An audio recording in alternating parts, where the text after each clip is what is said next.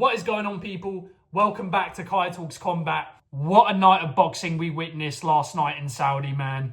Absolutely action-packed and packed full of drama. But one fight in particular we absolutely have to talk about is the co-main, Fabio Wardley versus Frazer Clarke. Let's talk about it. The first thing I want to say about this is I am so pleased that this ended up being co-main. I know initially there was a lot of talk about making Eubank versus Zerameta co-main. And for me personally, that fight being further up the bill than Wardley and Clarke just didn't sit well with me. Their first fight was just such a war and such a battle, and I'm really pleased that it was given the respect it deserved on the card. In the lead up to the fight, I was finding it really hard to pick one man over the other because the first fight was so close. Both men absolutely had their moments in the ring, but I did give Wardley the edge ever so slightly. I just felt that following the first fight, he would know going into the second fight that he could hurt Clarke. And one thing we know about Wardley is he is an excellent finisher. Once he's got his opponent going in that ring, if he's got enough time left in the round, then he's going to get them out of there. So I did absolutely think coming into the fight that it would be a Wardley win by KO.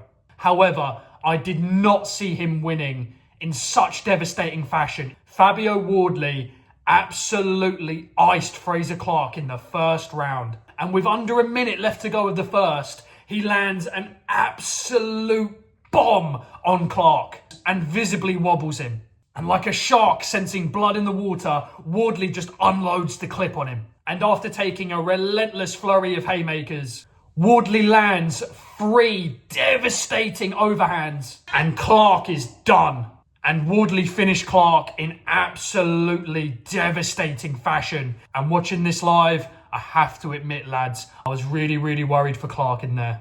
He looked seriously hurt, and his jaw seemed to be out of place.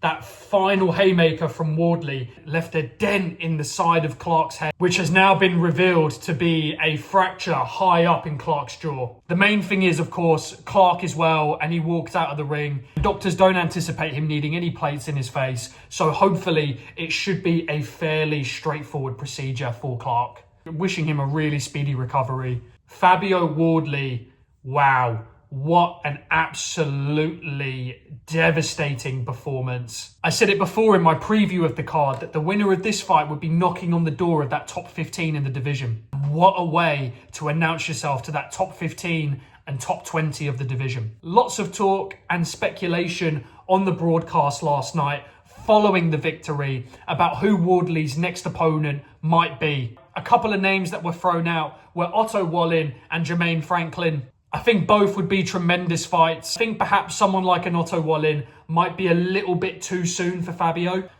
Wallin is absolutely a world level operator, having been in there against some of the best in the division, AJ and Fury. Although coming up short in both instances, he arguably gave Fury one of his hardest tests to date. I think the Jermaine Franklin fight could make a lot of sense. Jermaine's a great operator, are Dillian Whyte and Anthony Joshua, coming up short in both instances, but giving a really good account of himself against both men, particularly against Dillian Whyte, with a lot of people thinking he actually beat Dillian that night. Regardless of what's next for Wardley, whether it's one of those two opponents or someone else entirely, I, for one, am very excited to see where he goes next. What do you guys think is next for Wardley? What do you guys think is next for Clarke? Let me know in the comments section below. Catch you later, guys, and I'll see you on the next one.